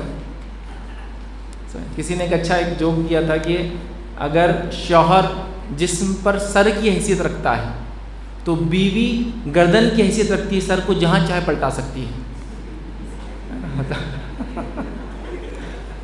گردن کیا ہے، سر کو جہاں ادھر پلٹ جاؤ، لیفٹ رائٹ اوپر نیچے تو ہو جاتا ہے۔ لیکن یہ واقعہ دلیل ہے اس چیز کی، قرآن نے نقل کر دیا یہ واقعہ تو، اور کہا فرعون کی بیوی نے کہ مت قتل کرنا فرعون سے، ہو سکتا ہے یہ تیری میری آنکھوں کی ٹھنڈک بن جائے، اور ہو سکتا ہے اپنی اولاد بنا لے، پتہ نہیں آگے کیا ہونے والا ہے، ہم کو تو اس کا شعور نہیں۔ تو اس سے ہی پتہ چلا کہ بیویوں کا اپنے شوہر پر بہت زیادہ اثر ہوتا ہے۔ اسی لیے میرے کئی لیکچر سے آلریڈی آپ دیکھ سکتے ہیں، اس اثر کا عورت نے ہمیشہ صحیح استعمال کرنا چاہیے، تاکہ اس سے اچھائی کا حکم دینے والی بنے اور برائی سے اس کو روکنے والی بنے۔ بہرحال چلو، تو اب یہ ہوا بچے کو، بہرحال آسیہ کی ریکویسٹ پر فرعون نے اس بات کو مان لیا، بچے کو جو ہے کیا گیا۔ اب بچہ جو ہے یاد رکھیے پرورش پانے لگا اس گھر کے اندر، بہرحال ابھی نہیں پرورش نہیں پانے لگا، بس اسی وقت کا انسیڈنس ہے، بچہ چھوٹا ہے اور بچہ دودھ پیتا ہے۔ اب جو موسیٰ علیہ السلام کی والدہ ابھی پریشان ہے، جب وہ بچے کو آپ نے پانی میں چھوڑا تھا تو ان کی بہن جو بڑی بہن ہے جن کا نام مریم آتا ہے، ٹھیک ہے، تو مریم سے کہا جاؤ ذرا فالو کرو اس صندوق کو کہاں جا رہا ہے۔ مریم فالو کر رہی تھی، اب لیکن ایک جگہ آیا جب وہ رائل حمام میں چلا گیا، اب تو نہیں جا سکتی، تو انتظار کر رہی تھی محل کے باہر کی کوئی خبر آئیں گی کچھ ہوں گی، چونکہ اللہ نے تو وعدہ کیا ہے، بات والدہ کو بتا چکی، اب والدہ پریشان تھی اور بچے کو آنے میں دیر ہو گئی۔ قرآن نے فرمایا کہ اب موسیٰ علیہ السلام کی والدہ برداشت نہیں کر پائی تھی، اب شاید بول پڑتی کہ میرا بچہ ہے، وہ سچویشن آ گئی، میں بھی کچھ دن گزر گئے یا ایک دن گزر گیا، اور ایک دن بچے کے لیے بغیر دودھ کے رہنا اٹس، اور موسیٰ علیہ السلام کے لیے ویٹ نرسز بلائی گئی، دائیں جو عورتیں دودھ پلاتی تھی ان کو بلایا گیا کہ بچے کو دودھ پلاؤ، کسی کا دودھ نہیں پیتے ہیں۔ اب بچہ کیسا زندہ رہے گا پھر؟ تو آسیہ بھی پریشان ہے، فرعونی بھی پریشان ہے کہ بھائی کوئی تو لاؤ جو بچے کو دودھ پلائے، بچہ دودھ نہیں پیتا ہے۔ ادھر وقت گزر گیا، والدہ کو ایسا لگا کہ میں بول دیتی ہوں میرا بچہ ہے، سچویشن ایسی ہو گئی۔ تو اسی وقت جو ہے مریم جو وہاں موجود تھی، جب یہ بات باہر آئی محل کے کہ بچے کے لیے کوئی ویٹ نرس چاہیے، کوئی دایا چاہیے جو اس کو دودھ پلائے، کون وہ کرے گا؟ تو انہوں نے کہا کہ ہاں میرے پاس ایک خاتون ہے جو یہ کر سکتی ہے، اس کو ایک بار لا کے ٹیسٹ کر لو، مے بی پاسبل ہے۔ تو کہا ٹھیک ہے بلاؤ، جاؤ لے کر آؤ۔ اور پھر اللہ رب العزت نے فرمایا کہ ہم نے موسیٰ کو جو وعدہ کیا تھا واپس اپنی ماں کے پاس پہنچا دیا، کیونکہ موسیٰ علیہ السلام نے پھر اپنی والدہ کا دودھ پی لیا، تو کہا آپ ہی اس کو فیڈ کریں گے، آپ ہی رہیں گے۔ اب یہاں سے بچہ محل میں رہنے لگا، فیڈنگ والدہ کرنے لگی، لیکن والدہ کو معلوم ہے میرا بچہ ہے، باقی کسی کو نہیں معلوم کہ ان کا بچہ ہے۔ اور اس کے بعد جو ہے وہ وہاں پروان چڑھنے لگے، اور ظاہر سی بات ہے ایک اب آپ شہزادے کی حیثیت سے محل میں پڑھ رہے تھے، آپ کوئی عام انسان تو نہیں تھے، لیکن پبلکلی بھی نون تھا کہ بنی اسرائیل سے ہے، اور خبتیوں کو بھی نون تھا بنی اسرائیل سے، مطلب سب کو پتا تھا کہ یار فرعون نے کیا کر لیا، یہ بچے کو پال لیا، بنی اسرائیل کا بچہ ہے، تو پبلکلی نون تھی یہ چیز، سمجھ رہے ہیں بات کو؟ مطلب آسیہ کی محبت کی وجہ سے فرعون نے قبول تو کر لیا، لیکن سب کو پتا تھا یہ بنی اسرائیل سے ہے۔ آگے کچھ چیزوں سے سمجھ میں آئے گا کہ اس میں تفرق جس کو کہتے ہیں وہ ڈفرینسیشن کرتے تھے، ڈفرینسیشن تو نہیں بولیں گے، ڈسکرمنیشن کرتے تھے وہ، کہ نہیں یہ بنی اسرائیلی ہے، وہ فرق تھا ان کے اندر۔ بہرحال تو نون تھا، بٹ اب شہزادی کی حیثیت سے آپ محل میں پڑھ رہے ہیں، نعمت میں، آرائش میں، آسائش میں، کیا کچھ نہیں ہوتا۔ اور فرعون اس زمانے کا one of the most strongest kings میں سے ایک ہے۔ عبداللہ ابن عباس رضی اللہ عنہ کا ایک قول ہے، وہ فرماتے ہیں کہ 4 بادشاہ ایسے ہوئے جو جس میں سے 2 کافر تھے اور 2 مومن تھے، جنہوں نے پوری دنیا پہ حکومت کیا۔ پوری دنیا پہ حکومت مطلب کتنے ریسورس، کتنی طاقت ہوں گی، جس میں سے 2، ایک ہے فرعون، ٹھیک، اور نمرود یاد رکھیے، یہ نمرود جو ابراہیم علیہ السلام کے دور کا بادشاہ تھا، ٹھیک، وہ 2 تھے۔ اور مومنوں میں ذوالقرنین اور سلیمان علیہ السلام، مطلب اس زمانے کے نون ورلڈ پہ حکومتیں کرنے والے بادشاہ ہیں، 2 مومن 2 کافر۔ بہرحال تو ظاہر سی بات ہے اب ایک دم ریچس میں پل رہے ہیں، دنیا کی دولت میں پل رہے ہیں، وغیرہ وغیرہ ساری چیزیں، لیکن انبیاء علیہ السلام بڑے نیک اور صالح ہوتے ہیں۔ نہ وہ ایمان نبی بننے سے پہلے کوئی خطا اور گناہ کرتے ہیں، نہ نبی بننے کے بعد یہ ان سے ہوتی ہے۔ نیک، صالح، سلیم الفطرت، سلیم القلب اور منیب القلب، اور ساری جتنی اچھی صفتیں ہوتی ہیں سب ان میں ہوتی ہے۔ اللہ بعد میں وہی کرتا ہے اور پھر وہ نبوت کے لیے ان کو چن لیتا۔ تو آپ پلنے اور بڑھنے لگے اور آپ بڑے ہو گئے، یاد رکھیے۔ اب وہی یاد رکھیے کہ ایک دن موسیٰ علیہ السلام اب ینگ ہو چکے ہیں، نوجوان ہو چکے ہیں، اور ایسے وقت میں سٹی میں انٹر ہوئے، شاید باہر گئے ہوں گے اب بادشاہ، ظاہر سی بات، سٹی میں انٹر ہوئے جو خاموشی کا وقت تھا، قرآن نے کہا، مطلب شاید سونے کا وقت تھا، اور مے بھی دوپہر کا وقت تھا، جس وقت لوگ عام طور سے سونا پسند کرتے ہیں۔ تو سونے کا وقت تھا، جب انٹر ہوئے تو 2 لوگوں میں جھگڑا چل رہا تھا، اور شاید وہی 2 تھے وہاں، اور کوئی نہیں تھا، تھرڈ موسیٰ علیہ السلام تھے بس، واقعے سے ہی پتہ چلتا ہے۔ تو شاید آرام کا وقت تھا، دوپہر کا وقت، جب کوئی تپتی ہوئی دھوپ میں گھروں میں ہوتے ہیں، موسیٰ علیہ السلام پہنچے، دیکھا کہ وہ 2 لوگ لڑ رہے ہیں، اس سے ہی پتہ چلتا ہے موسیٰ علیہ السلام اکیلے بھی تھے، 2 لوگ لڑ رہے ہیں، ایک ان کی قوم سے، موسیٰ علیہ السلام کی قوم سے، مطلب موسیٰ علیہ السلام کو معلوم تھا وہ جو ہے بنی اسرائیلی ہے، چونکہ قرآن نے کہا کہ ایک موسیٰ کی قوم سے اور اس کی دشمن قوم سے، اور دوسرا جو دشمن ہونے والے تھے، ابھی ہوئے نہیں تھے، لیکن قرآن نے چونکہ واقعہ بعد میں بیان کیا اس لیے اس کو دشمن قوم کہا، اور ایک قبطیوں میں سے تھا، فرعونیوں میں سے تھا، وہ لڑ رہے تھے۔ تو اس بنی اسرائیل کے انسان نے موسیٰ علیہ السلام کو آواز دی، چونکہ نون تھا کہ یہ ہمارے قوم سے ہے موسیٰ، تو کہا میری تھوڑی مدد کر دیجیے۔ اب آئیے، موسیٰ علیہ السلام بیچ میں گئے اور رفع دفع جس کو بولتے ہیں معاملے کو نپٹانے کے لیے کرنے لگے۔ اب یہ شاید گتم گتی کر رہے تھے، کشمکش کر رہے تھے، کیا لڑائی تھی ان کی نہیں پتا۔ موسیٰ علیہ السلام نے الگ کرنے کی کوشش کی، وہ قبطی الگ نہیں ہوا، وہ جو فرعونی الگ نہیں ہوا۔ موسیٰ علیہ السلام نے اس کو روکنے کے لیے کیا کیا، اس کو مکے سے دھکا دے دیا، پنچ بنا کر۔ انبیاء علیہ السلام کی خصوصیت یہ ہوتی ہے، یاد رکھیے، یہ مکمل انسان ہوتے ہیں، ٹھیک ہے، مطلب مکمل انسان مطلب یہ مردانگی کے اعتبار سے ان سے آگے کوئی نہیں ہو سکتا ہے، جسمانی طاقت اور صلاحیتیں ان کے ایکسٹریم ہوتی ہیں۔ نبی اکرم صلی اللہ علیہ وسلم کو ایک بار بخار، صحابہ نے دیکھا، اللہ کے رسول، کہا آپ کو اتنا زیادہ بخار؟ تو کہا مجھے 2 لوگوں کے برابر بخار آتا ہے، مطلب عام انسان سے آپ سب کو ڈبل بخار آتا تھا۔ تو انبیاء علیہ السلام جسمانی اعتبار سے بہت یا موسٹ پاورفل لوگ ہوتے اپنے زمانے کے، طاقت کے اعتبار سے، اور خود نبی اکرم صلی اللہ علیہ وسلم کے تعلق سے بھی باتیں روایتوں کے اندر ملتی ہیں کہ آپ کی ایک بار رکانہ بن عبد یزید رضی اللہ عنہ، ابھی ایمان نہیں لائے تھے، غیر مسلم تھے، تو یہ عرب کے سورما تھے، کشتی کے سورما، اکھاڑے کے نمبر 1 پلیئر تھے، رکانہ بن عبد یزید۔ تو ایک مرتبہ جو اللہ کے رسول سے کے بارے میں کسی نے کہا کہ رکانہ فلاں فلاں محمد صلی اللہ علیہ وسلم کی دعوت یہ ہے، تو کہا کہ اگر محمد واقعے میں سچے نبی ہے تو میرے سے ایک بار کشتی کرو۔ اب ظاہر سے ایک پہلوان کا ذہن جڑ ہوتا ہے تھوڑا سا، ان کو ہر چیز مطلب ہاتھ بھی ملائیں گے تو ایسا ملائیں گے کہ آپ ڈھیلے پڑ جاتے ہیں، کیا کر رہا ہے یار، تھوڑا سا ہوتا ہے۔ رکانہ نے کہا کہ کشتی میں آ جاؤ بولنا، اگر جیت گئے تو پھر مان لوں گا نبی۔ روایت میں آتا ہے اللہ کے رسول نے ایکسیپٹ کر لیا مقابلہ، چل آ جاؤ کشتی لڑ لیں گے۔ روایت میں کہ جب رکانہ کھڑے ہوئے لڑنے کے لیے، اللہ کے رسول اپوزٹ تھے، تو پیچھے کسی کو دکھ نہیں رہے تھے اللہ کے رسول، چونکہ رکانہ اتنے بڑے تھے سائز میں، ہیوی ہیکل جس کو بولتے ہیں، مطلب بلڈر تھے اپنے آپ میں، بہت طاقتور انسان۔ اللہ کے رسول تو ظاہر سی بات ہے آپ موٹے بھی نہیں تھے اور دبلے بھی نہیں تھے، ایسے تھے کہ نظر کو ایک دم خوشنما لگے، تو آپ تو دکھ بھی نہیں رہے اتنے دبلے پتلے۔ رکانہ نے پہلا داؤ، کشتی میں مارتے نہیں، داؤ چلتے ہیں، مطلب آپ کو چت کرنا رہتا ہے، پہلا داؤ چلا تو رکانہ نیچے، اللہ کے رسول اوپر، رکانہ ہار۔ رکانہ کا ایک منٹ کشتی گڑبڑ ہو رہی ہے، پھر سے ایک بار کریں گے، ونس مور، نیکسٹ۔ پھر اللہ کے رسول نے کہا ٹھیک ہے سیکنڈ، پھر ایک بار ہوا، پھر چت ہو گئے، پھر کہا ایک منٹ کچھ جادو چل رہا ہے یہاں، چونکہ عرب کا سورما ہے اور ایک پہلے داؤ میں ہار گیا بولے تو اس کو یقین ہی نہیں ہوا، کہا یہ جادو چل رہا ہے کچھ، تو پھر سے ایک بار، سیکنڈ، تھرڈ ٹائم بھی چت ہو گئے پہلے سے۔ تو پتہ چلا اس واقعے سے کہ انبیاء بڑے کمپلیٹ ہوتے ہیں، اور دوسرا اللہ کے رسول کے اس واقعے سے پتہ چلا کہ طاقت سے زیادہ ٹیکنیک اصل ہوتی ہے۔ اللہ کے رسول کے پاس ٹیکنیک تھی طاقت کے ساتھ، لیکن انبیاء بڑے طاقتور انسان ہوتے ہیں۔ تو اب موسیٰ علیہ السلام بھی بہت پاورفل انسان تھے، جوان، اب وہ ہٹانے کو مکہ لگایا، وہ پنچ تیزی سے لگ گیا، آپ کا مقصد مارنا نہیں تھا، اور وہ انسان وہیں مر گیا۔ آپ کو بہت برا لگا، کہا یہ تو شیطانی عمل ہے جو میں نے کر دیا، انسانی جان، انبیاء بہت نیک انسان ہوتے ہیں، بہت آپ کو افسوس ہوا کہ کیا غلطی مجھ سے ہوگی، میں تو چھڑانا چاہ رہا تھا، اور اس کو بولتے قتل خطا، مسٹیکلی انہوں نے مارا تھا، قتل عمد، جان بوجھ کے انٹینشنل نہیں مارا تھا ان کو۔ بہرحال وہ مر گیا۔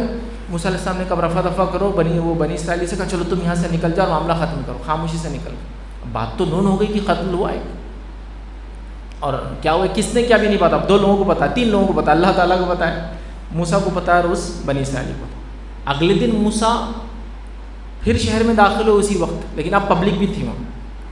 اب یہ آدمی پھر لڑ رہا دوسرے آدمی سے ہی، بنی اسرائیلی پھر سے، لیکن کا مزاج کیسا ہو چکا تھا دیکھیے، لڑائی کا، بس پھر لڑ رہا ہے۔ اب موسیٰ علیہ السلام پھر اترے اور اس کو بچانے گئے، مطلب ہو سکتا ہے انہوں نے دیکھا نہیں ہو کہ وہی آدمی، جب گئے نزدیک تو کیا بول رہا ہے معلوم آپ کو، موسیٰ علیہ السلام کو دیکھ، اچھا اب کل کے جیسے اس کو مار دیں گے کیا آج؟ مطلب دیکھو اس نے احسان کیا موسیٰ علیہ السلام نے اس شخص پر، لیکن کیسی احسان فراموشی بتایا اس نے، آج اس کو مار دیں گے تم کل جیسا مارے تھے۔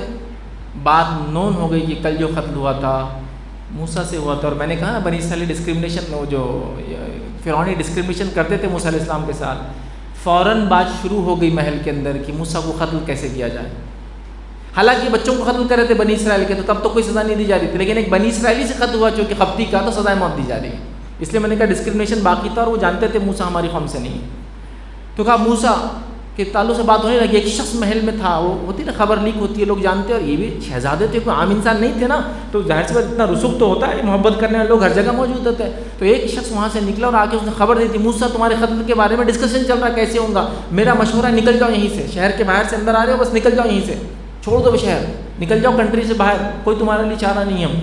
موسیٰ علیہ السلام نے کہا, اس مشورے کو مان لیا, آپ پلٹے اور کنٹری کو چھوڑ دیا فوراً, اور لمبا سفر کر کے اکیلے ابھی بھاگے یہاں تک.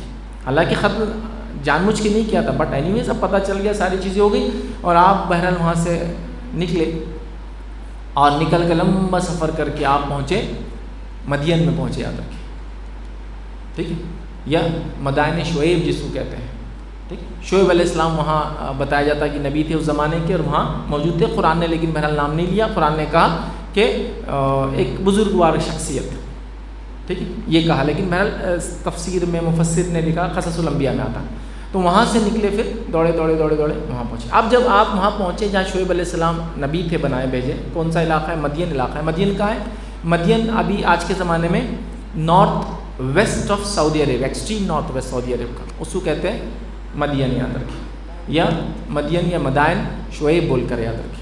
تو بہرحال وہاں آپ پہنچ گئے. جب آپ وہاں پہنچے تو واقعہ اس طرح سے مفسرین نے سیرت میں, تفسیروں میں بہرحال واقعات آتے ہیں, اسرائیلیات میں بھی اس کو بائبل وغیرہ موجود ہے. وہ یہ ہے کہ آپ پہنچ کر ایک جگہ بیٹھے تھے کنویں کے پاس, تو وہاں دیکھا کہ 2 عورتیں ہیں اور وہ لڑکیاں ہیں. وہ آئی ہیں اپنی بکریوں کو پہلے لے کر, لیکن پانی پلایا جا رہا ہے ان بکریوں کو جو مرد لے کر آئے پہلے بعد میں. تو موسیٰ علیہ السلام کو بڑا عجیب لگا, اور انبیاء ظلم کو برداشت نہیں کرتے ہیں, تو موسیٰ علیہ السلام کو عجیب لگا. بہرحال انہوں نے سوال کیا کہ یہ کس طرح کا عمل ہے کہ کوئی بیچاریاں پہلے آتی ہے لیکن پانی تمہاری بکریوں کو پلائی جاتی ہے. بہرحال as a token of respect and help موسیٰ علیہ السلام نے ان بکریوں کو پانی پلا دیا, بکریوں کو پانی پلایا, اور وہ معاملہ ہو گیا. اور بکریوں کو پانی پلانے کے بعد آپ یاد رکھیں, روایت کے اندر آتا ہے کہ بیٹھ گئے ایک جگہ, اور قرآن نے بھی اس واقعے کو نقل کیا کہ مدد کرنے کے بعد موسیٰ ایک طرف بیٹھ گئے, اور بیٹھ کر موسیٰ علیہ السلام نے یہ دعا کی جو قرآن نے دعا بھی نقل کی. کیونکہ اب آپ بے سر و سامان جس کو بولتے ہیں, کوئی دنیاوی چیزیں نہیں ہیں, کوئی ایک شہزادی کا کیا مقام رہتا ہے اور کیا عیش اور عشرت میں پلتا ہے, ساری چیزیں چھن گئی. تو آپ دعا کریں اللہ سے, رب انی لما انزلت الی من خیر فقیر, دعا کر رہے ہیں کہ اے میرے رب, میں اس کا محتاج ہوں کہ تو مجھ پر کسی نعمت کو نازل کر. یہ دعا کرتے بیٹھ گئے, اللہ نے دعا سن لی, اور اللہ دعا سنتا ہے, کسی کی بھی سنتا ہے, انبیاء ہو, غیر انبیاء ہو, مومن ہو, کافر ہو, انسان ہو یا جانور ہو. یاد رکھیے, جانوروں کی بھی دعا سنتا ہے اللہ تعالیٰ, بس مانگنا آنا چاہیے, بس اصل چیز یہ ہے. ایک روایت ہے, اللہ کے نبی سلیمان علیہ السلام اپنے لاور لشکر کو لے کر ایک بار نکلے نماز استسقاء کے لیے, بارش نہیں ہوئی تھی. جب نماز استسقاء کے لیے نکلے تو ایک مقام تک پہنچے, اور پھر لشکر سے کہا واپس چلو. لوگوں نے کہا کہ اے سلیمان, ابھی تو نماز نہیں ہوئی, آپ واپس چلنے کا کہہ رہے ہیں. تو کہا ہاں, جب ہم راستے سے جا رہے تھے تو ایک چونٹی پیٹھ کے بل لیٹی ہوئی تھی, اور پیروں کو آسمان کی طرف کر کے اللہ سے دعا کر رہی تھی. اللہ نے اس کی دعا بارش کے لیے سن لی, ہم کو دعا کرنے کی ضرورت نہیں ہے. تو اللہ سب کی سنتا ہے, بس مانگنا آنا چاہیے, اصل چیز ہے. بہرحال تو موسیٰ علیہ السلام نے دعا کی. قرآنی واقعہ پورا بیان کیا تفصیل میں, اور میں قرآنی واقعات کو ابھی نہیں رکھ رہا ہوں چونکہ پھر آیتیں پڑھوں گا ترجمہ لمبا ہو جائے گا, اس لیے خاصا اسٹوری کے فارم میں رکھ رہا ہوں. تو بہرحال جب یہ دعا کر کے بس بیٹھے ہی تھے تو قرآن نے فرمایا, 2 میں سے ایک خاتون, 2 لڑکیاں تھیں نا, وہ 2 میں سے ایک خاتون بڑی شرم اور حیا کے ساتھ موسیٰ کے پاس آئی. اس سے پتہ چلا کہ خاتون کا زیور شرم اور حیا ہے, اس کی یہ پہچان ہے, اس کی علامت ہے. وہ 2 میں سے ایک لڑکی تھی, اور یہ روایتوں میں آتا ہے کہ کس کی بیٹیاں ہیں دونوں؟ شعیب علیہ السلام کی. ٹھیک, تو بہرحال وہ آئی, شرماتی ہوئی آئی, اور شرم اور حیا خاتون کا زیور ہے, چونکہ ظاہر سی بات ہے غیر محرم مرد ہے, اور اس زمانے کے احکامات بہرحال ان کے پاس تو موجود تھی, موسیٰ علیہ السلام تو ابھی نبی نہیں ہے. بہرحال تو وہ آئی اور کہا کہ میرے والد جو ہے آپ کو بلاتے ہیں. کیوں؟ اجرت دینے کے لیے جو کام آپ نے ہمارے لیے کیا, جانوروں کو پانی پلایا نا, دعا کی تھی اللہ میں مستحق ہوں, تو کچھ بھی میرے طرف نعمت نازل کرے, آگے نعمت کہ اجرت کے لیے بلا لیا کر. موسیٰ علیہ السلام نکلے, وہاں پہنچے. جب پہنچے تو دونوں میں سے, قرآن نے بھی نام نہیں لیا لیکن 2 بیٹیاں تھیں یا 2 لڑکیاں تھیں, اس کا تذکرہ کیا. دونوں میں سے ایک نے قرآن نے کہا, اپنے والد سے کہا, اے میرے والد, جن لوگوں کو اجرت پر رکھا جاتا ہے جن لوگوں کو سروسز کے لیے رکھا جاتا ہے ان میں سب سے مضبوط لوگ وہ ہوتے ہیں جس کو لقوی امین، جو طاقتور ہوتے ہیں اور امانت دار ہوتے ہیں. یہ سب سے اچھے لوگ ہوتے ہیں اجرت میں رکھنے کے لیے. یہ کیوں کہا اس نے؟ چونکہ وہ دیکھ چکی تھی وہاں پانی کے پاس. موسیٰ قوی بھی ہے، طاقتور ہے بہت، بکریوں کو پانی پلانا عام بات نہیں ہے. لیکن آپ بادشاہ یا شہزادے ہونے کے بعد بھی، یا شہزادوں کے ایسا پلنے کے بعد بھی آپ بہت مضبوط انسان تھے. تو آپ نے پانی پلایا. اور امین، امانت دار، ظلم کو پسند نہیں کیا کہ بھائی تم مرد بعد میں آئے اور پہلے پانی پلاتے ہو اپنی بکریوں کو، تو پسند بھی نہیں کیا. تو کہا یہ سب سے اچھے لوگ ہوتے ہیں. موسیٰ علیہ السلام آتے ہیں، بیٹی نے یہ بات بتا دی کہ جو سب سے بہترین ہوتے ہیں لوگ اجرت پہ وہ قوی اور امین ہوتا ہے، یاد رکھیے. ٹھیک. اور جب یہ بات بتا دی، موسیٰ علیہ السلام آئے، اپنا واقعہ سنایا. انہوں نے کہا کہ اللہ نے تم کو نجات دی اس قوم سے، فرعون والی قوم سے، وہ بہت ظالم قوم ہے، تم اچھا ہوگا یہاں دوڑ کر آ گئے فلاں. اب جب باپ نے بیٹی کی یہ بات سنی تو پھر کیا کہا شعیب علیہ السلام نے، اب تم آ چکے ہو، یہاں رہنے والے ہو، تو میں چاہتا ہوں کہ میری بیٹی سے آپ نکاح کر لیجیے. اس کے عوض کی آپ کو 8 سال سروس کرنا پڑیں گی میرے پاس، اور اگر 2 ایئرس ایکسٹینشن ہو جائے تو بہت اچھی بات ہے. موسیٰ علیہ السلام نے کہا ٹھیک ہے 8 ایئر سروس تو میں آپ کو دوں گا فکس. 2 ایئرس کا کوئی طے نہیں، ہوا تو ٹھیک، نہیں ہوا تو کچھ نہیں، اس پہ کوئی میری مواخذہ پکڑ نہیں کرنا. 8 ایئرس ڈاوری مہر کے بدلے موسیٰ علیہ السلام نے نکاح کا وہ کر لیا. لیکن یہاں جو سمجھنے کی بات ہے وہ کیا ہے، دو چیزیں اس واقعے میں. اور آپ کو بتاؤں قرآن میں یہ واحد واقعہ نکاح کا، واحد واقعہ نکاح کا، باقی قرآن میں نکاح کا کوئی واقعہ نہیں اس کے علاوہ موسیٰ علیہ السلام کے اس واقعے کا. یہاں جو سمجھنے والی چیز ہے وہ گھر کے ذمہ داروں کے لیے پہلی چیز ہے، نوجوانوں کے ماں باپ کے لیے پہلی چیز ہے. ایک نوجوان خاتون ہے اور ایک مرد کی تعریف کر رہی ہو کہ سب سے بہترین مرد وہ ہوتے ہیں اجرت جن کو دی جاتی ہے جو طاقتور ہوتے ہیں میرے والد اور جو امانت دار ہوتے ہیں. باپ سمجھ گیا اشارے کو، بیٹی اس لائق تھی کہ اس کا نکاح ہو، اور نکاح کا پیغام دے دیا. تو پیرنٹس کو بچوں کے معاملے میں حساس ہونا چاہیے. اور آج کل جس زمانے سے رفتار اور برائیاں جس رفتار سے چل رہی ہے، سم تھنگ ہے جو نوٹ کرنا چاہیے کہ والدین جانتے تھے بچوں کے ایشوز کیا ہے اور وہ سمجھتے تھے ان چیزوں کو کیا ہے. بیٹی کے تعارفی کلمات یا تعریفی کلمات میں موسیٰ علیہ السلام مطلب شعیب علیہ السلام ظاہر سی بات ہے نبی ہے، کوئی معمولی انسان نہیں، سم تھنگ سب چیز سمجھ لی اور آفر فوراً موسیٰ کو دے دیا اور نکاح کا پیغام دے دیا، ہینس میرج بھی ہوگی. سیکنڈ اس سے پتہ چلا کہ میل کو ڈاوری دینا ہے اسلام میں، مرد کو اسلام میں جہیز دینا پڑتا ہے، لینا حرام ہے اس کے لیے. موسیٰ علیہ السلام کو دینا پڑا. کیا دینا پڑا؟ کچھ بھی نہیں تھا نا، تو کیا دینا پڑا؟ سروسز دینا پڑا. جو کچھ نہیں تھا تو سروس دو، پھر ہے تو مال دو، پھر لیکن پیسے نہیں تھے تو سروسز دی. کتنے سال کی سروس دی؟ 8 ایئرس. ہمارے پاس آج کل سسٹم کیا ہے؟ پورا الٹا ہے. لڑکی بھی لو، جہیز بھی لو، اور خود کے مرنے تک یا لڑکی کے مرنے تک اس سسر کو بھی غلام بنا لو. سالے جو چھوٹے غلام، وہ بڑا غلام، یہ چھوٹے غلام فلاں ہیں. اس کے ماں باپ ATM مشین ہے، جب بولے چھوڑ دیتا تو اس نے ATM مشین جاتی ہے، ابا انہوں چھوڑنے کو پیسے دو، یہ دو وہ دو، پہچان دو، ہاں ریفرنس سے کام کرا دو، فلاں کر دو. تو یہ جو ہے نکما گدھا پوری زندگی اس پر ڈیپینڈ ہو جاتا. ویسا نہیں ہونا چاہیے. یہ واقعہ دیکھو مردوں کا، اصل مردانگی یہی تو ہے نا. موسیٰ علیہ السلام کو دیکھو، مردوں والی صفت سب ہے آپ کے اندر. خوی ہے، امین ہے، دینے والے ہیں، اپنی بیوی پہ خرچ کرنے والے، 8 سال خدمت کر رہے ہیں اپنے سسر کی. یہ ہے. اب یہ خدمت کا واقعہ سن کے آپ یہ مت بولو ارے اس سے تو گھر جمائی کا واقعہ مل گیا میرے کو پورا. ہاں یہ تو فیض بھائی پوائنٹ تو نوٹڈ یہ تھا کہ سسر کے پاس، تو یہ تو گھر جمائی کا واقعہ ہے. اور ایک ہوا بھی تھا میرے ساتھ، کسی نے ایک بار کوشان سیشن میں کسی نے سوال کیا، فیض جی بولے قرآن کے اندر گھر جمائی بننے کا واقعہ ملتا ہے اور آپ گھر جمائی کو بہت برا برا بولتے ہیں، تو یہ غلط ہے. میں نے کہا میں اس گھر جمائی کو برا بولتا ہوں جبکہ اس کے سسر کو اس کی ضرورت نہیں اور سینے پہ پڑا ہوا جا کے. یہاں شعیب علیہ السلام کو ضرورت تھی، ان کو لڑکا نہیں تھا، اور وہ زمانے میں میل ڈومیننس تھا. لڑکا نہ ہونا بولے تو پروٹیکشن نہیں ہونا گھر کو، یہ ایکول تھا اس کی. تو آپ کے لیے ضروری تھا وہ تب زمانے میں. سمجھ رہے آپ بات؟ تو اگر آپ کے سسر بھی ایسے ہیں بیچارے کہ ان کو لڑکا نہیں ہے، تھا تو انتقال کر گیا، پراپرٹیز کو سنبھالنا ہے، اور آپ احسان کرنے وہاں نہیں جا رہے، ان کے احسان لے رہے آپ. چونکہ ہم موسیٰ علیہ السلام کام کر رہے تھے، خدمت کر رہے تھے، جاؤ پھر کوئی مسئلہ نہیں نا.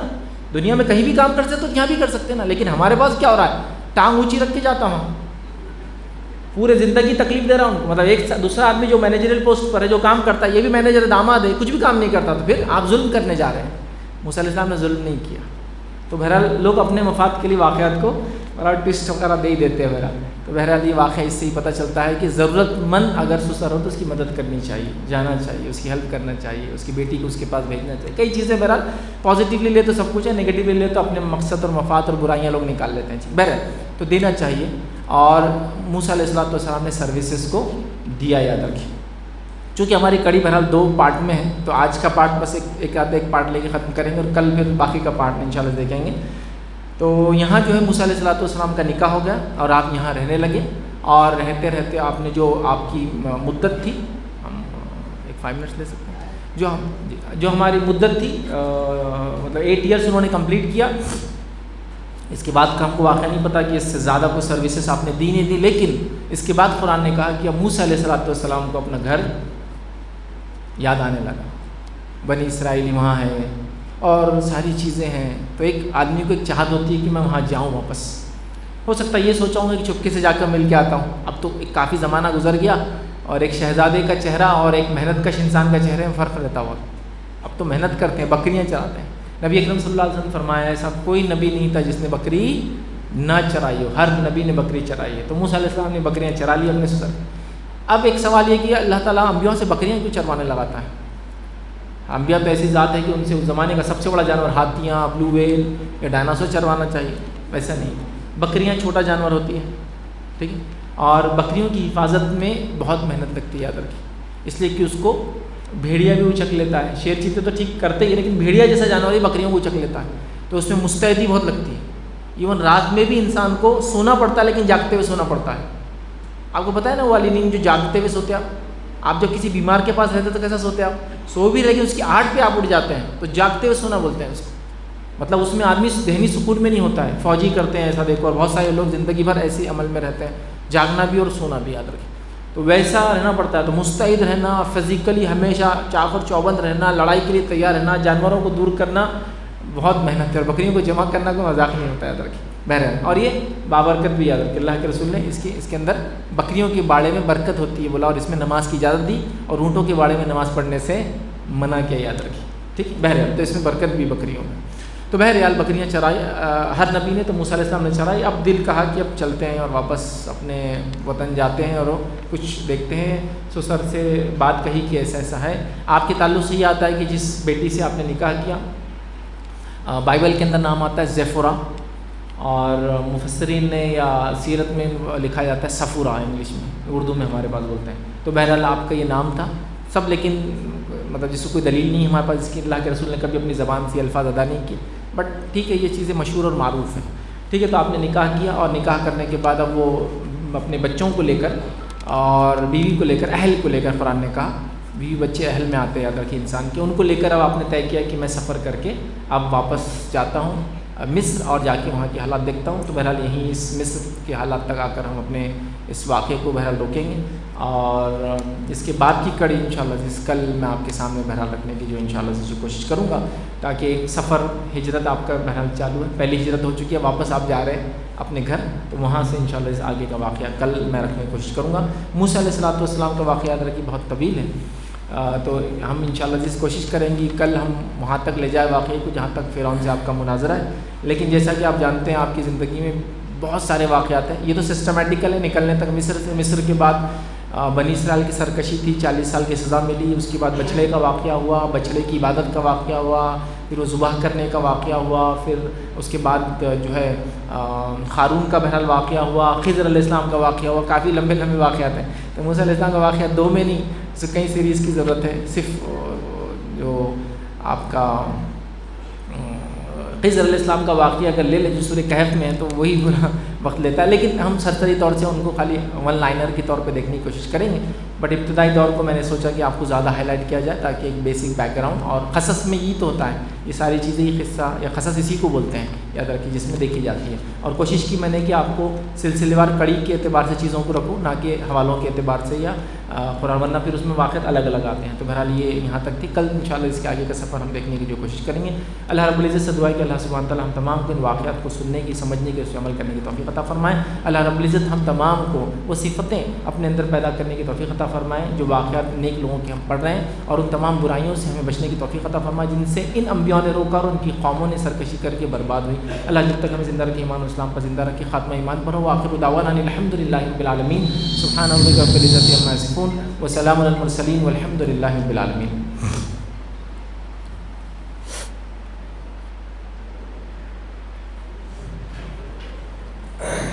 جزاک اللہ سر.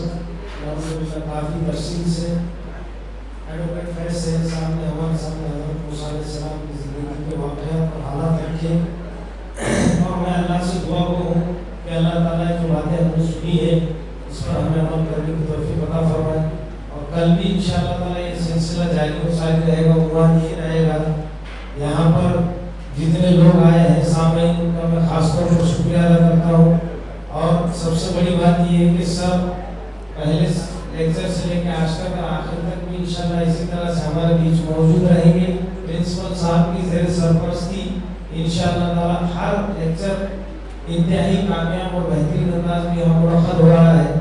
میں اس کے لیے پھر ایک مرتبہ میں تو ہیلو ایجوکیشن کمیٹی اور شعبہ عربی مولانا آزاد کالج کے تمام ذمہ داروں کو مبارکباد دیتا ہوں. اور ایڈوکیٹ فیض سید صاحب نے جتنی خوش الہانی اور تفصیل کے ساتھ اور سادہ زبان کے اندر اس واقعے کو ہمارے سامنے رکھا, ان کے لیے میں ان کا ممنون و مشکور ہوں.